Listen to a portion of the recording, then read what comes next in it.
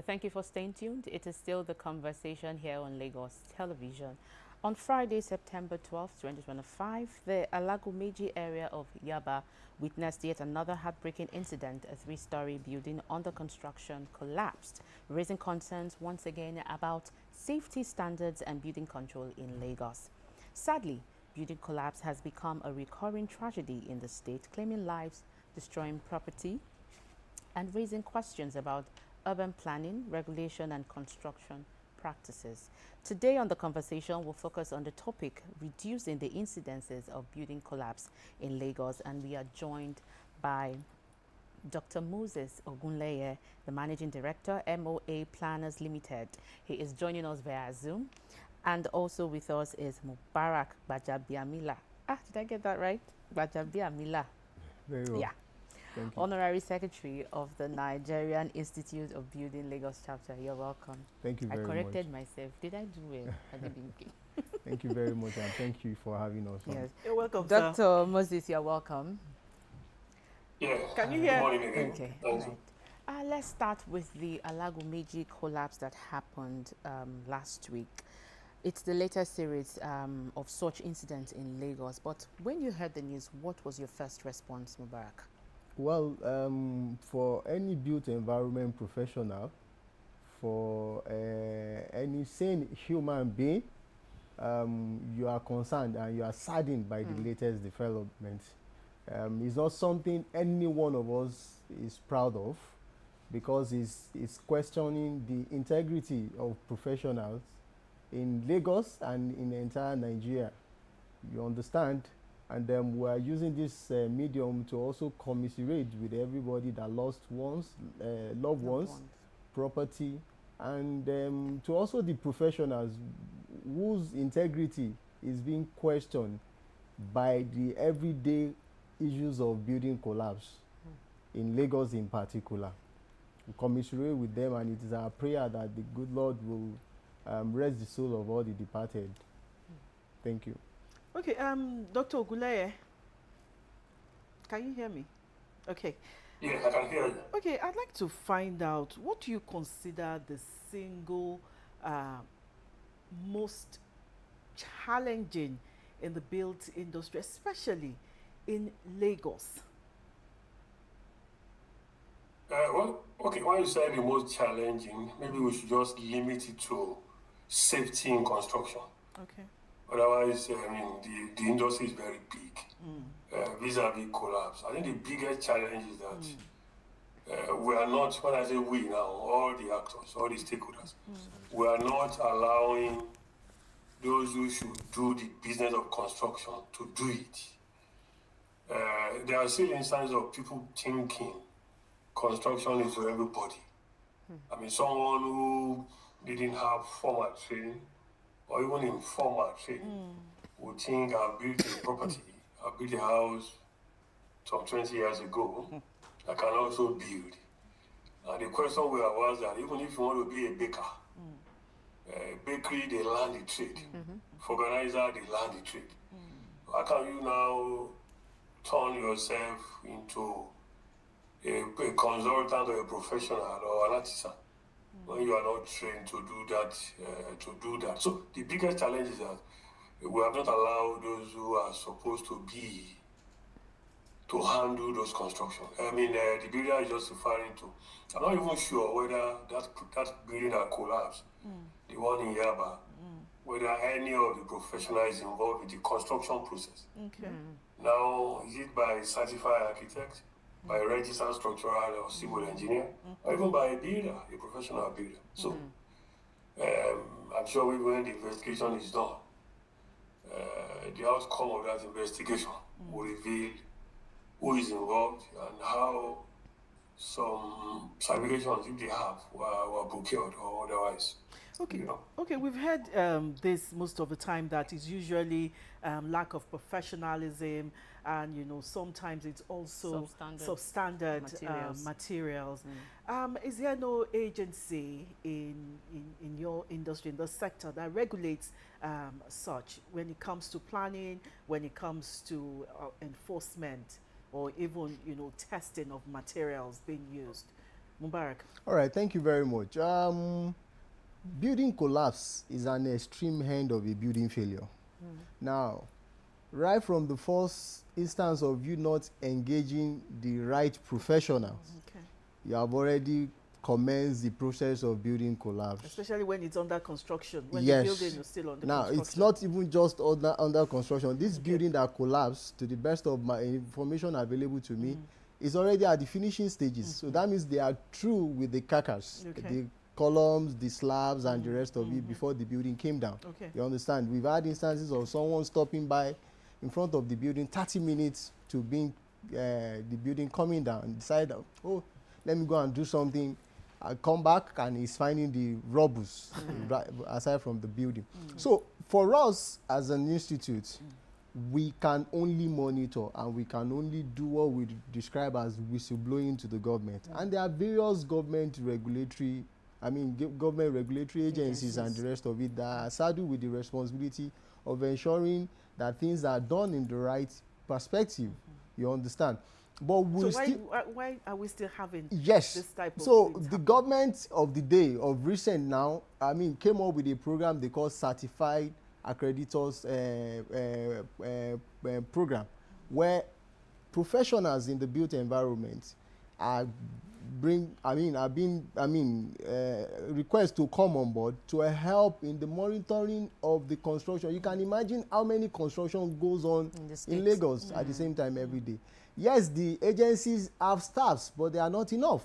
And the government has also put up something to manage this situation. So I believe with time, these issues of these menace of collapse will come to the lowest minimum. You understand? But so far, so good.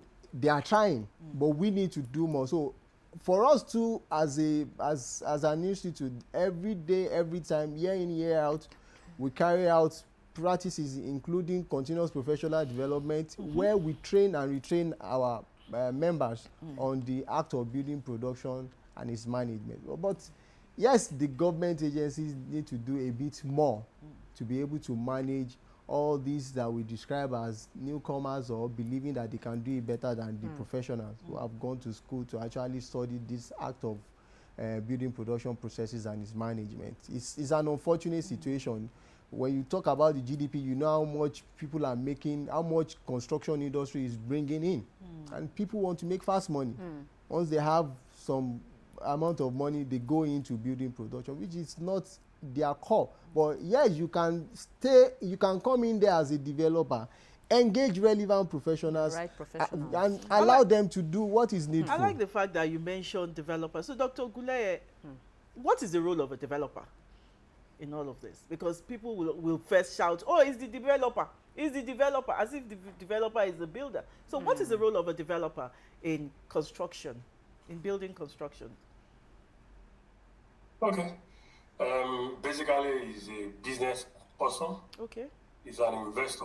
Okay. Who has his interest to protest. And positively, because he has his interest to protest, they also allow development to take place. For instance, because if there is no funding, you can do virtually nothing. You can't do anything. So, but no matter how rich or how responsible a developer wants to claim, he must also operate within the system. Okay. Even if you intend to build many units in one plot, what does the planning regulation says? Okay. What is the density? Okay. What is how many number of units? Or let me use the word flats. Is allowed on that plot. So each must play within the plots, within the regulations. And it's interesting to note that now, many, even people like you, if you want to buy any property, I'm aware some of our clients told us that people will ask you, do you have approval? So they know that it's risky not to have all the approval. From the planning permit to the level of a certificate of fitness certificate of fitness for habitation. So developers they're supposed to play a positive role in the business. But then, as I said earlier, that developer, who trained him? What experience does he have? What was his motivation? It's just to build and make money and move on. Does he have pedigree? Can you Google his name, the name of his company, and say in the last 5 years he has built this, he has built this, can he showcase his project to you? Can he say, go to this street in Ikeja, I build it. Go to the GRA in Ikeja, go to Lekki Skinwa. Even go to Surulere or Shomolu. I mean, I know people who bought property in Shomolu who are rebuilding. Yeah. So I can now say, oh, go to so street, Shomolu. I bought a land and I went into a partnership with the owner of the land and we were able to build it. It's been standing for 15 years. So they still operate like businessmen elsewhere. People will build, the developer will build 2,000 housing units. Okay. In Nigeria, we don't have such developer. In Lagos, I know there are so many. Not any single developer can even do 500 is huge. 500 is like building a mini community. Yeah. If you build 500 units in an estate, and you multiply by 6 to say 6 persons per unit of 5, that's 5 times 500. Or 6 times 500, 3,000 or 2,005. That's good population. Yeah. You know. So we want them to be better. We want more people to be a developer. But you must have the resources. And the key resource is the money. It is the money that you have that will allow you to want to engage the best of professionals. Because your integrity matters. Let me come back to you, Mubarak. Now, still talking about the use of substandard materials. How big of a factor is this? Because when you look at the ripple effect of these things, it leads to loss of life, loss of property, investments gone. So how big an issue is this? It is very big. If you look at all the various instances that can result into building collapse, the materials is very key. Materials procurement is very key. In fact, the rule of thumb is you want to do a construction, the cost of materials is about 70% of the entire value. How much are you even paying the professionals? All these professionals that we are saying, they are earning less than 10% of the cost if you are putting about that. So you can imagine 70% and you have someone that has done the conceptual estimate. Well, maybe 100 million naira will do this development. If he's able to save 10% of 70%, you can imagine that. So he can choose not to engage a professional and say, let me do my procurement. So you can now imagine something that is having 70% value of 100% and you are getting it wrong. Then it's zero. If you get your reinforcement wrong, it's zero. If you get the granite, the other aggregate sand wrong, it's zero. If you get the cement wrong, it's zero. So 70% of 100% is huge. It requires procurement as an aspect is key. It determines how profitable whatever businesses you are doing is. Do you understand? So the same thing, theft will come into procurement. If you procure your material, you procure the wrong one, and there is also a theft. So it's a double tragedy. So you still want to manage.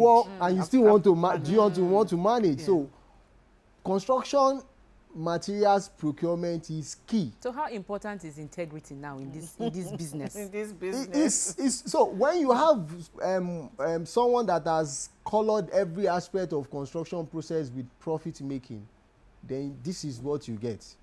It's not, once you've done your estimate properly, it's not that there won't be instances where there is a loss here and there, but overall it should be win-win. But when you have label every line of construction process with money making, then you will have this kind of issues we are having, where numbers of units you're supposed to build, you are building more than it. You've not done your risk assessment that tells you that, oh, this is the kind of building or numbers of units you put up here. You have not followed or adhere to the regulations that has been on ground. You have not engaged the right professionals. You have not engaged the proper procurement processes of your material. Then you will get this. And I mean, the resultant effect is massive. Loss of life, loss of property. It's stain on the integrity and personality of all professionals. Lagos has been building for a very long time. You understand? And then there are structures that are over 100 years that even when you visit, you marvel at how it's still standing. What did they do right then? What are we doing wrong? Then one thing is certain, they are using the right materials. They are not a set of greedy people as much as we have it now. Okay, Dr. Ogunleye, let's trace the problem from design now to foundation. So how does poor land use now worsen structural risk? I'm going to refer to what happened in Ikoyi. Was it 2 years ago? 21 story. Yes, the 21 story. You know, how much of a risk factor is poor land use in all of this? Dr. Gley, this is... Okay, people get involved in contraventions in many ways. Okay. For instance, if you build without a planning permit, that's contravention. You have deviated from, the process. Now, if you build, and while you are building, you are doing an amendment. For instance, a 5-story building, you approval that you have is 5 floors. You take the approval to 6 floors. Or the setback that is approved for you is also meters, and you reduce it. That's a deviation. That's also a contravention. So, people, and I've seen our friends who are architects, I've warned them. It is one drawing for all purpose. Not that, when I say I want, because we work together, I advise. Okay. Not that you do a drawing, one for construction and one for planning permit. You could detail the one for construction. But when it comes to setback, spaces at the rear, or you must adhere to what you have approved. Even in the approval, they will tell you some area must be green. We call them soft landscape. They must be green and hard. Make sure that provision is made. Now, people will go and, if you build 4 units, the minimum you are expected to provide for parking is 2 times 4, that is 8. 8, yeah. You're supposed to provide 8 parking spaces. But, design will now have issues. You will know that the minimum you can have, or the maximum you can have in that design is probably 5. You now be looking for options when you know that being issue you can't have 8. So design, implementation of design have also been found to be a problem in not getting things done right. There can also be over design in structural engineering work. Over But design. That is why over design you put too many. He mentioned reinforcement. That's the steel. Okay. You put too much steel where you're supposed to put them. But that is what the regulator, maybe at LabCar. That is why they check all the drawings and to see that what is designed is suitable for what you want to construct. If you even over design, you are raising the cost of construction for the funder or for the project owner. But if you are well trained and you have experience, you will likely not be involved in that. So if those drawings have been checked, and the structural engineer in government refer to the structural engineer in the private sector and says, no, can you check this? So there are rules for amendment to be sure that what is approved is buildable, and what is approved is also good for safety and efficiency. So people have abused the design process substantially. If you remember the Ikoyi one, abuse of the planning process. In fact, you remember what was approved. It's not what what was on ground. Yes.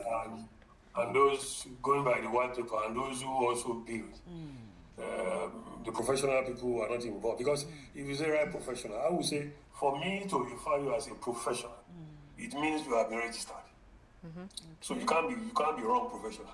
So they were not involved at all. Those that you study a course, civil engineering, building, town planning, architecture, doesn't make you professional at that level alone.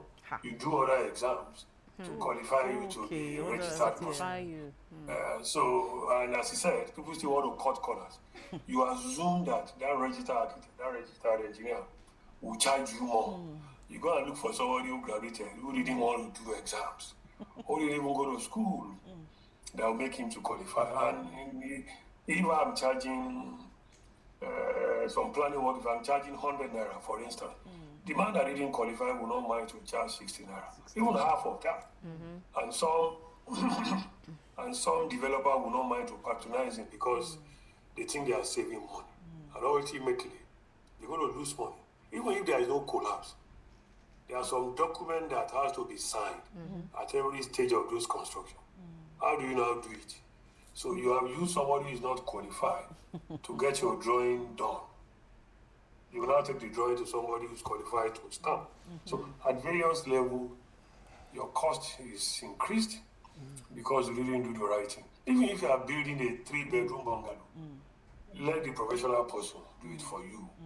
As he said, I agree with him. You can't be pounds foolish. I want to be penny wise. It makes sense.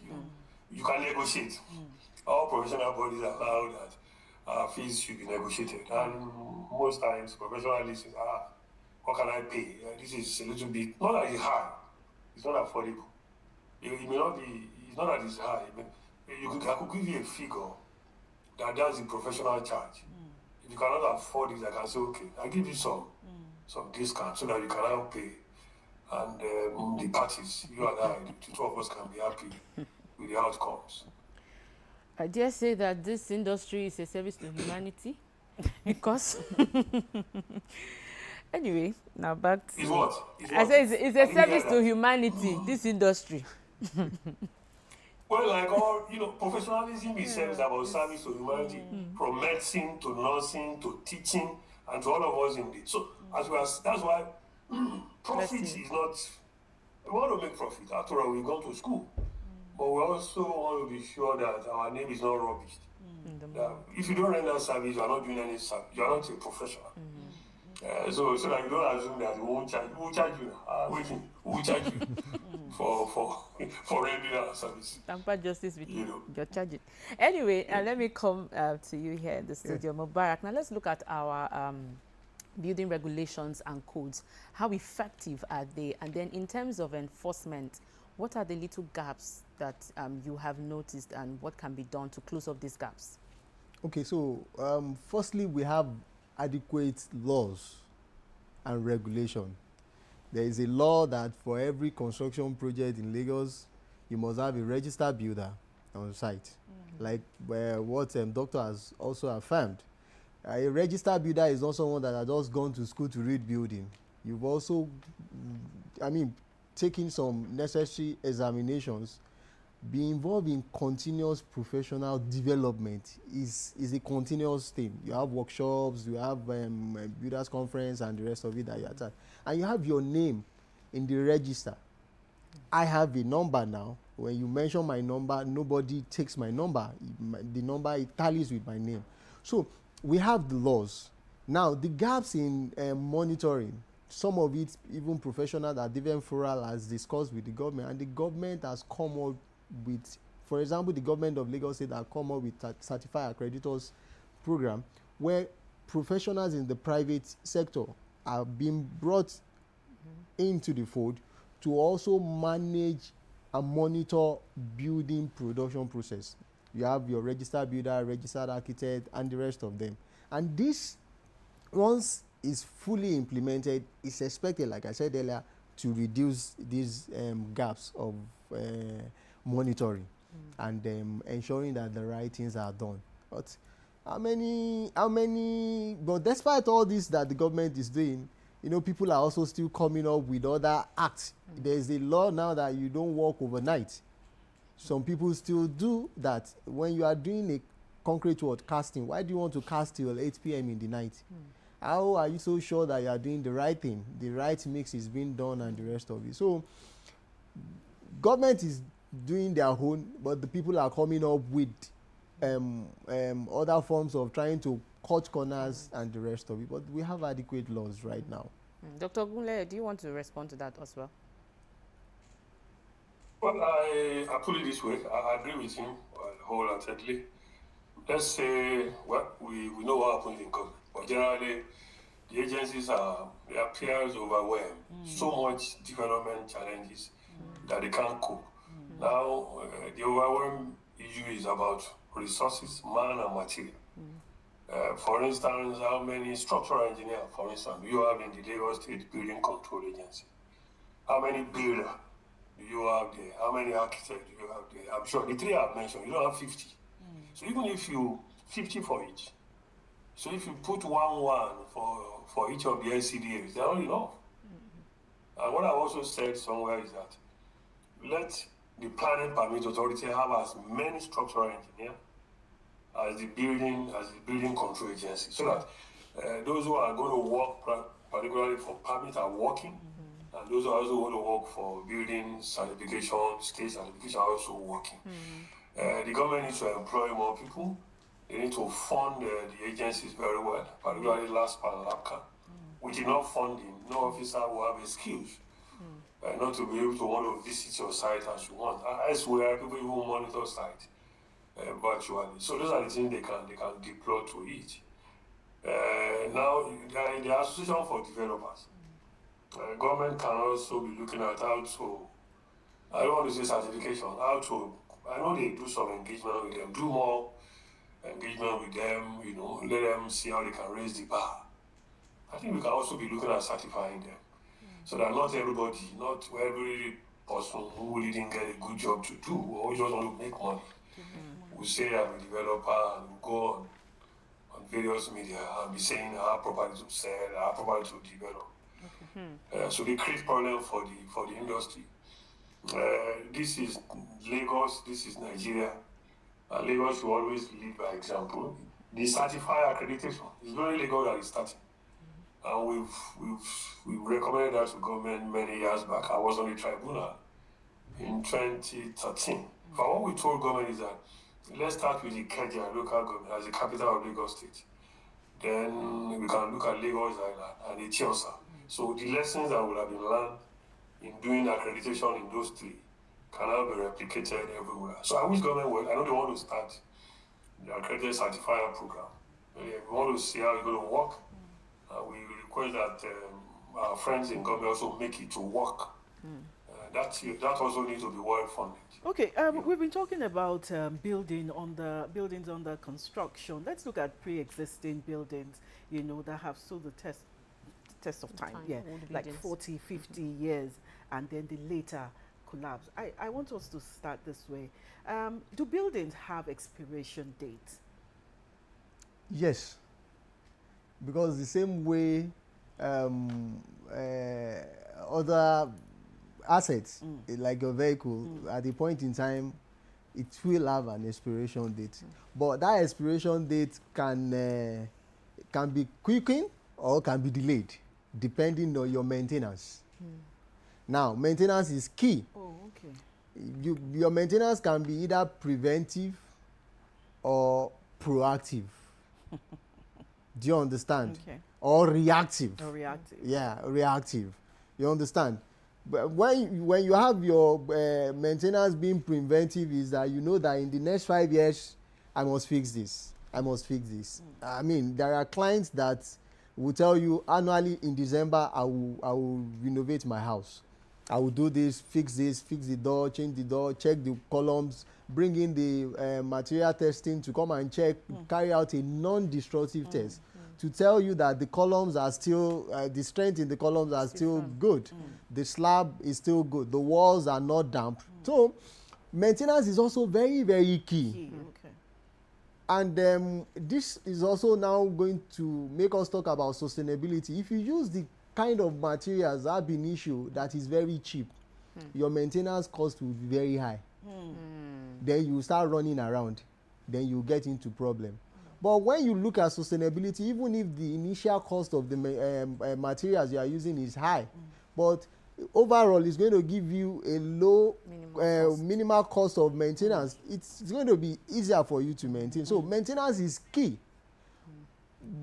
I mean, building owners or inhabitants must factor continuous maintenance. When your walls are damp, get the professionals or the right assistants to come and check to diagnose the causes of the dampness. A continuous dampness of your wall could lead to a collapse one way or the other. Do you understand? A continuous issues with your electric wiring and you are not fixing it could lead to spark and the house will get burnt. And under the fact that the house is burning and is not quickly managed, will collapse. Do you understand? So yes, the expiration will say 50 years, but there are buildings that last longer than 50 years, 100 years, even in Lagos, Nigeria, that you can still visit. What has been happening is that they've been carrying out their preventive maintenance. It's not that, this thing is happening and you now start rushing to fix it. No, you must put your maintenance into planning. even at the point of your building, the conceptualization stage of your building process. Okay. You must, it's critical. Okay, just before we go, Dr. Ogunleye, what practical steps can ordinary residents, identify and to report unsafe structures? Dr. Ogunleye? I didn't get that clearly. Did you? I said, what practical steps can ordinary residents take to identify and report? Oh, Dr. Ogunleye is no longer with us. Can residents take to identify, report unsafe structures? Mubarak. Okay, so now, first thing, let me come from our wastewater. You took your bath, and you realize the floor drain, the water remains 2, 3, 4, 5 minutes after you must have finished taking your bath. It calls for concern. Calls for concern. Okay. You are out of your building and you see that, or if whether in or out, and you see that your walls, the paints are peeling off. They are soaking. It calls for concern. Okay. You can smell or perceive the odor that wire is burning and it's all conduit. You can't see anything. It calls for concern. You are moving out and you can see crack. And you go back the next day, you see that the crack is opening up. It's opening up. It calls for concern. Do you understand? You see you are inside the house and you can feel vibrations. I won't say there are instances where you won't feel vibrations. You can feel some unnecessary vibrations. It calls for concerns.